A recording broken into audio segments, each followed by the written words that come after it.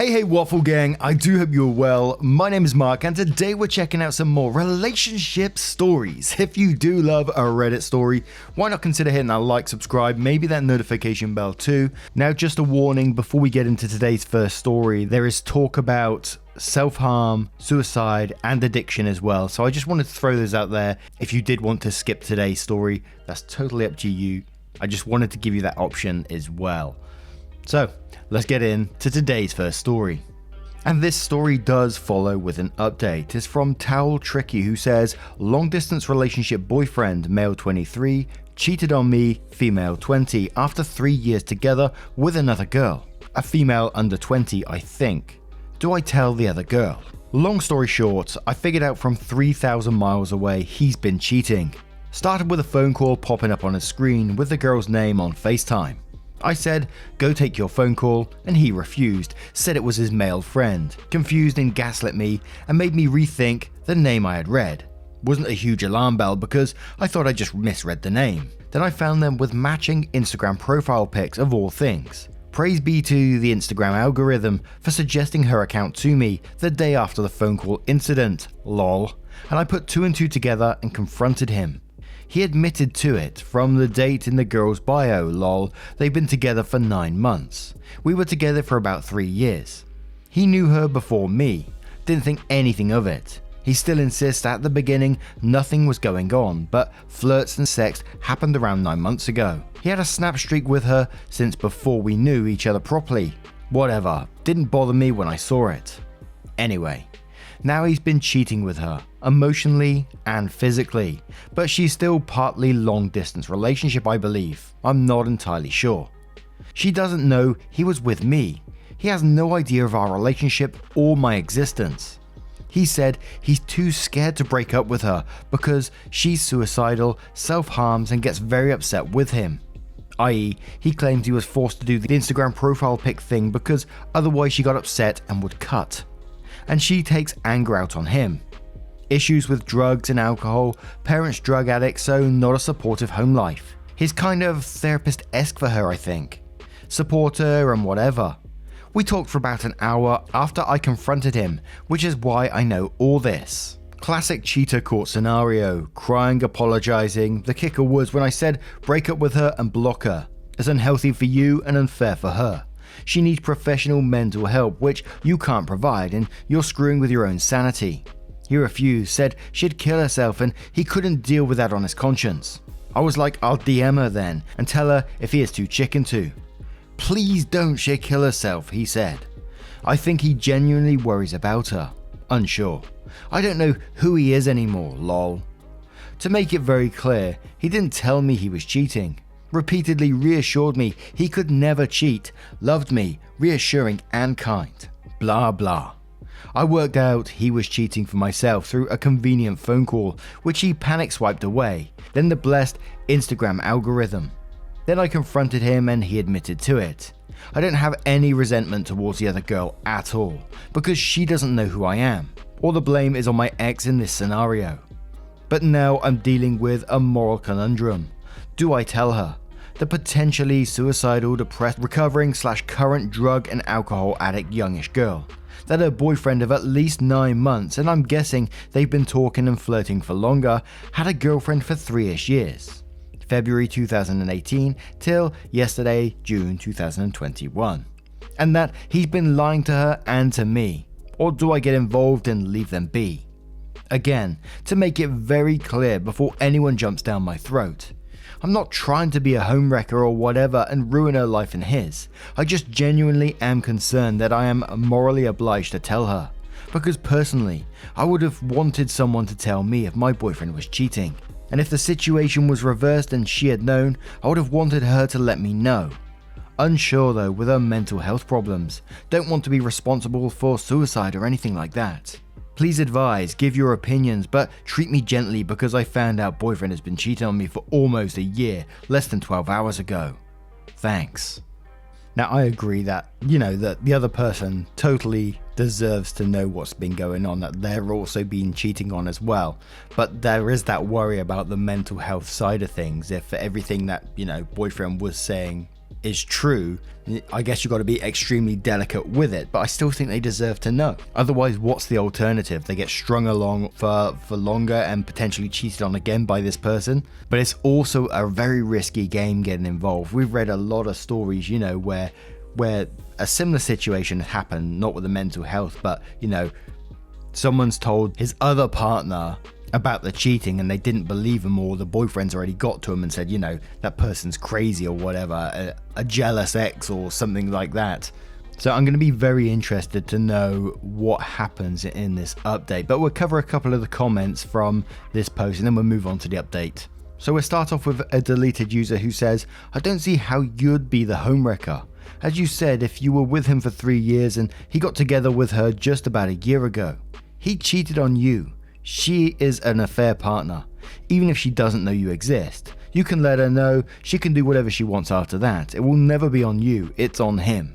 And he's most likely lying about the girl doing self-harm, or because he doesn't want her to know. Maybe because she will drop him if she found out, and hopefully he's not a boyfriend but an ex now. First says, make sure you come with proof. He gaslit her and probably already warned her about a crazy girl he knows. Make sure she knows she was the other woman, so she can't turn it around on you. But yes, tell her. I doubt anything he says about her is true. Never Poker Starfish says, just coming here to say that according to cheaters, whoever they are talking to, the other girl is crazy. Don't be surprised if she's as fine as you if you do get in touch. And if he does the explaining, you'll be the crazy one in his story to her. Trippy Girl 13 says, I'm not sure I understand the logic when you say he cheated on her. You two have been together for 3 years. He's been with her for 9 months. You're the one being cheated on here. You don't owe any explanations to that girl. Just remove yourself from the situation completely and move on. Friendly Passerby says, first of all, I'm so sorry you discovered such a thing. I hope you are well and have a good support system to get you through the upcoming period. Whether to tell her or not, I don't know. It depends on what your boyfriend told you exactly. If you believe him and how you feel about him. He's an ass for cheating, yes, no doubt, and breaking up with him sounds like the only right decision. How to handle depends on how you feel about him. If he's normally an honest and respectful guy, if you believe his story is true and that he's genuine in his concerns for her mental health, you could choose not to do anything and leave the two of them to sort it out. He got himself into this mess. He got himself tied to her. Let him stay tied to the mess or deal with it after all. His mess, his loss. If he really spent 9 months lying and leading a double life because of a fear she'd harm herself and some twisted feeling of responsibility for her, you would undo his actions by telling her the truth. I don't know how I'd feel if she would harm herself after all and it wasn't an empty threat. But if you're not sure about his sincerity, or if it's true what he told you, or if you're by now pretty sure he's really just a son of a bitch trying to have it both ways, do as you please. Hard decision. I'm sorry he got you in this situation. So now we're going to move on to that update to see what that says. I told her. Sent her a long message from my own Instagram account. No burners or anything. Lots of empathy and kindness. Told her I was on her side. She asked for proof and I sent that through. X texted me 5 minutes later with, "You did it, hey?" I'd blocked him on all social media except for phone number. Then he weirdly thanked me. Said it was better for his head and mental health now. I did him a favor. It baffled me a little. Sent him a couple of harsh text messages explaining it wasn't for him, but for her. She deserved the truth. He apologized again, lol, and then I sent him a final message and blocked. Girl seemed devastated. Not angry at me, thankfully, as I was scared of her spinning it against me, which I don't think I could have handled in my delicate state. Told her I was there for her. I had a little chat, but haven't talked to her since 12 hours ago. Not expecting to continue talking. Don't know if she properly broke up with him or taken a break since they still follow each other. But she changed her profile pic so it's no longer matching and a relationship date from her bio is gone. None of my business what happens next. I just hope she's okay and takes the next steps which are healthy for her. No idea if she's suicidal or self-harming. I had that in the long message sent to her that he told me you were vulnerable and suffering from depression, so I debated sending this message, but I think you deserve the truth. Inevitably, I think it's better for her to know rather than confide in a liar who is abusing her vulnerability. Thank you to everyone who replied on the previous post. It definitely helped to see other strangers agreeing with sending a message and informing her. If anyone ends up in a similar situation, I hope you never do, but send the message to the unknowing affair partner. It'll relieve your conscience, I think, even though you're not in the wrong. That sounds weird, but trust me, I know I was the one cheated on, and that she was the other woman. But it still felt good to tell her what the real truth was, rather than him spinning it against me or never telling her. It's kind of like a final kaboom in my ex's face, making sure he can't just go crawling to his other girlfriend now that I broke up with him, and she knew the full truth and can decide what to do next, break up or stay together. I feel relieved. I've finally stopped feeling nauseated and throwing up.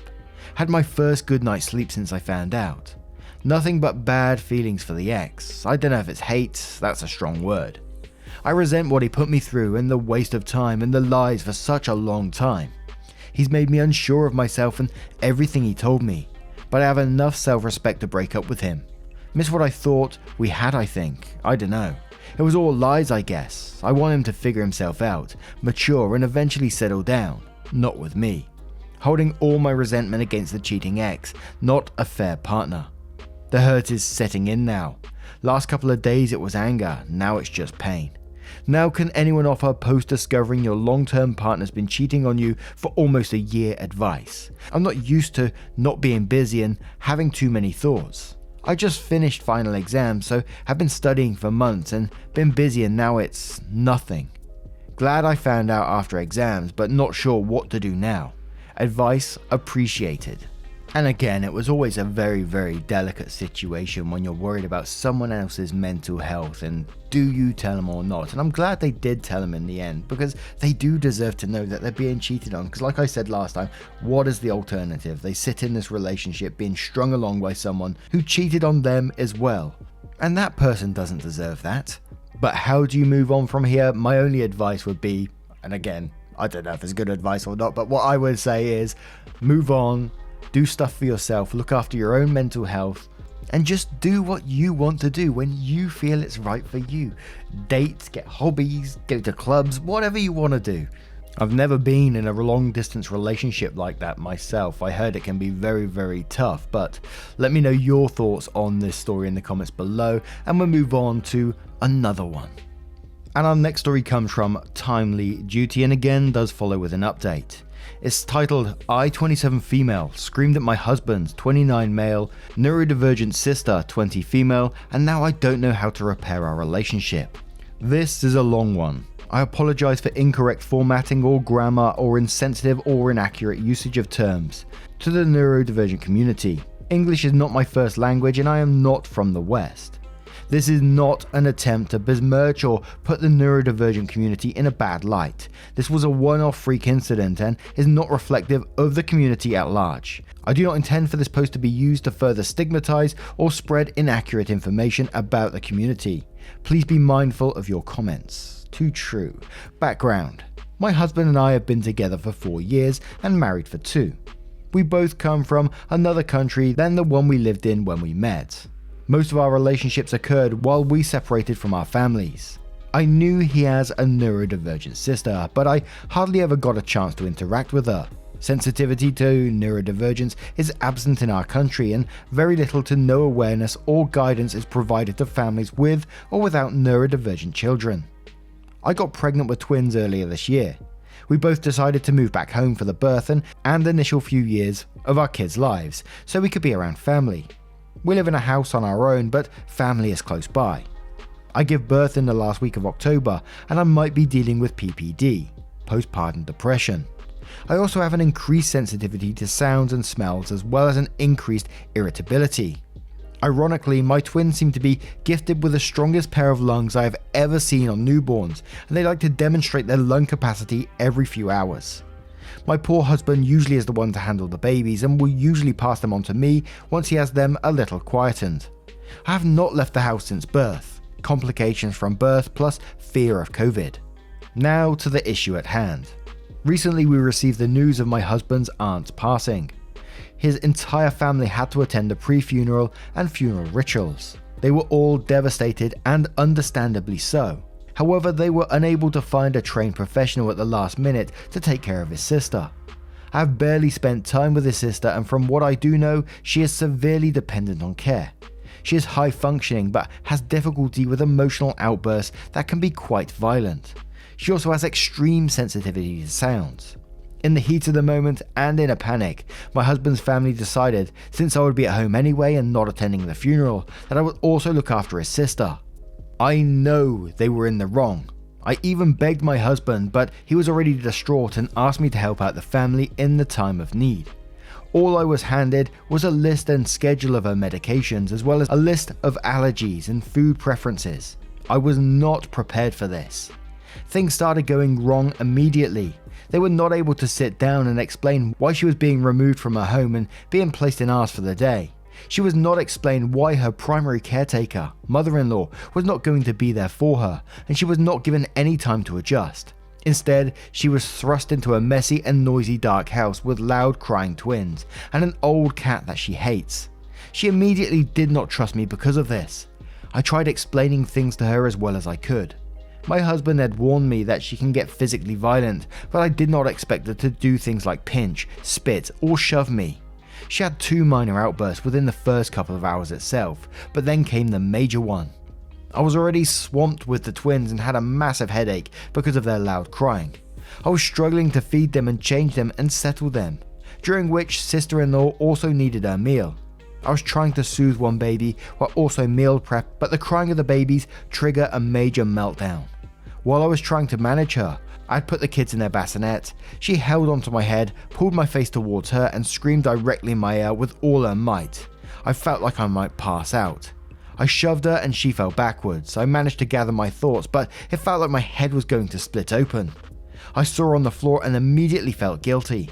I tried, I really did, but nothing seemed to work. I called mother-in-law and asked her to come home and explain what had happened. She had lost her sister, but she understood and told me she was on the way, but it would take her nearly an hour to reach. She asked me to give sister-in-law space and keep the kids away from her, so as not to trigger her further. I took the kids into my room to quiet them as they were screaming at this point. It might have taken me around 20 minutes to get out of the room. I don't know why, but I had made the decision to shut the door behind me when I went into the room. When I came out, sister-in-law was not on the floor where I had last seen her, so I went back to check the only other room in the house and the kitchen. What I saw made my blood boil. She had trashed the entire room.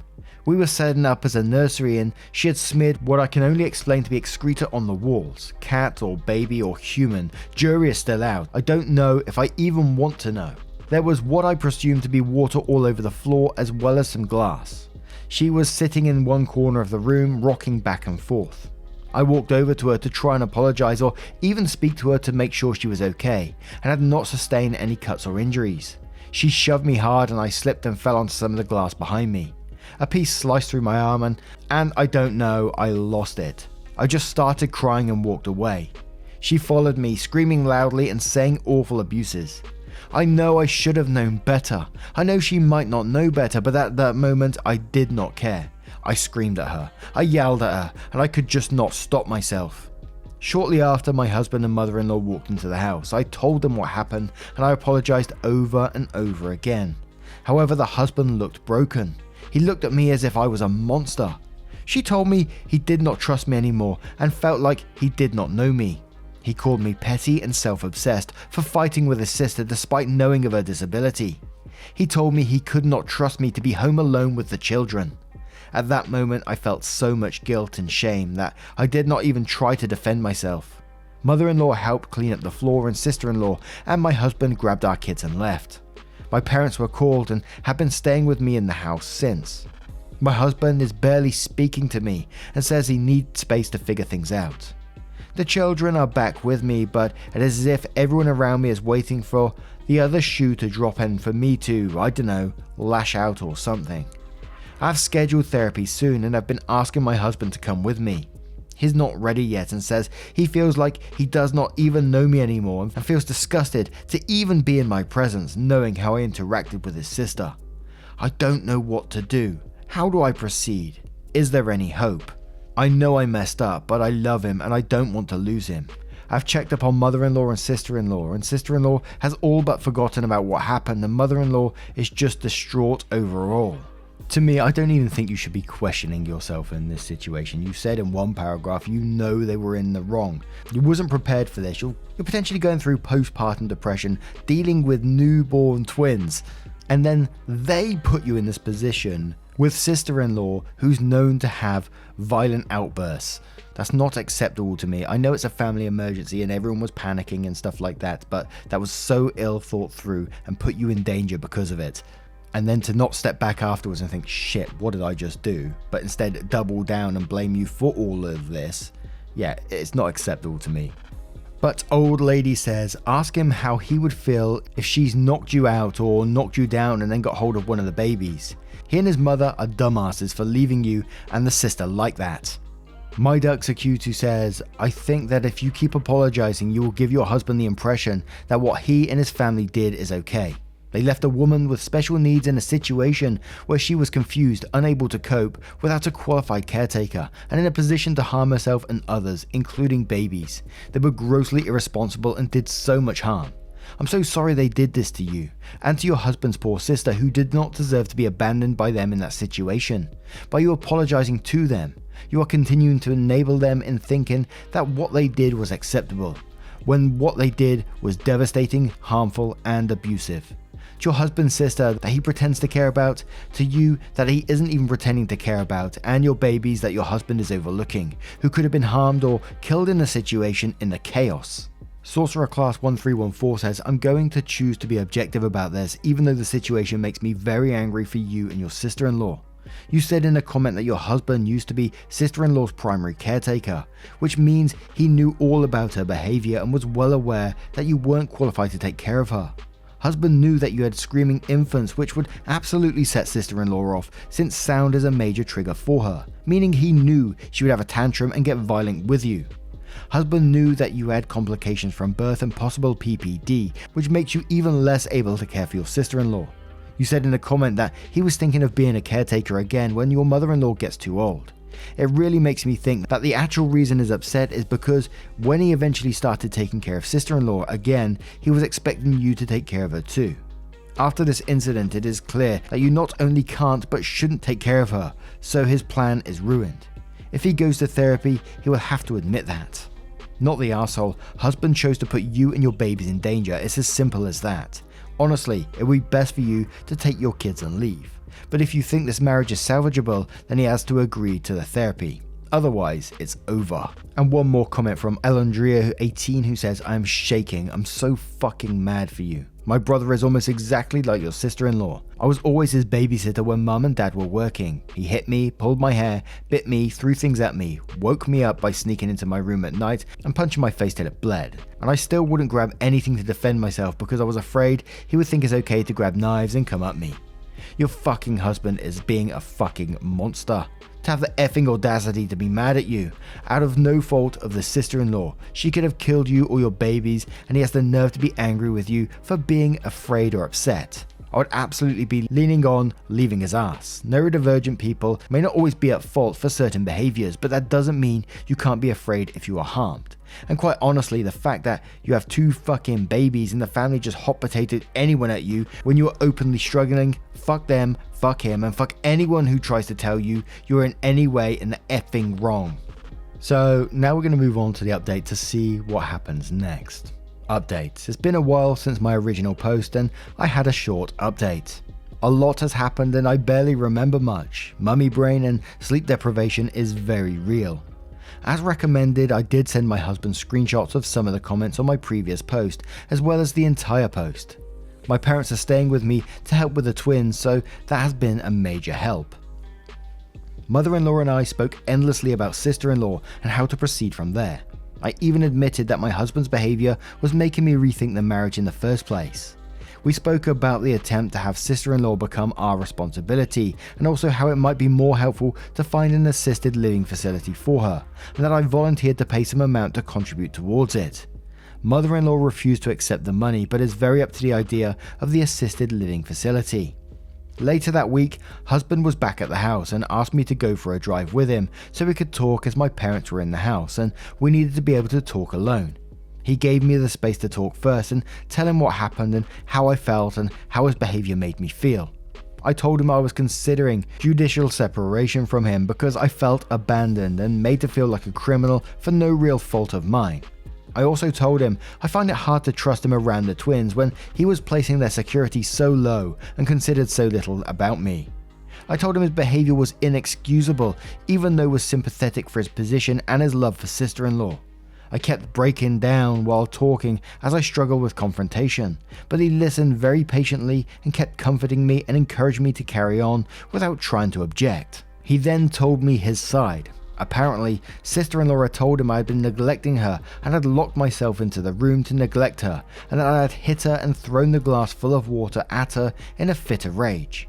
My guilty behavior when he came home added to him thinking she was correct, and for a moment he was not being rational. But later, mother-in-law and father-in-law ripped into him about sister-in-law's habit of lying. They had even told him exactly what all happened as they heard from me and basically give him an earful, which made him realize he messed up. I know it was not good enough, but over the next week, we transitioned to him moving back home with us, and honestly, things have been great. He agreed to go to therapy, and I had some individual sessions and one preliminary couple session. The holidays and COVID have been making a more frequent schedule difficult. He's been trying to make up for things. Yes, it will take longer for us to get through it, but I am hoping we will in due time. We have a lot to figure out and a lot of details left to iron out, but we have a lifetime ahead of us for it. For now, I'm just grateful to have him home and for us to be on the same page once again. Now, with the update, what do you guys make of this situation? What are your thoughts on it in the end? I was quite surprised, with the sister-in-law who made up this story about throwing the glass in a fit of rage and everything like that. I was quite shocked by that in the end, to be fair. And from the first post, I sort of wondered what will happen in the future. Where is sister-in-law going to go? And now they're talking about assisted living facilities and stuff like that. But anyway, what are your thoughts on this one? Let me know in the comments below. Now, a huge thank you for spending 20 to 30 minutes with me today, getting involved in the stories, your time, your love and support. It means the absolute world. Thank you for getting involved. Really does mean the world. And I will see you in the next one. I hope so anyway. Take care, guys. Much love.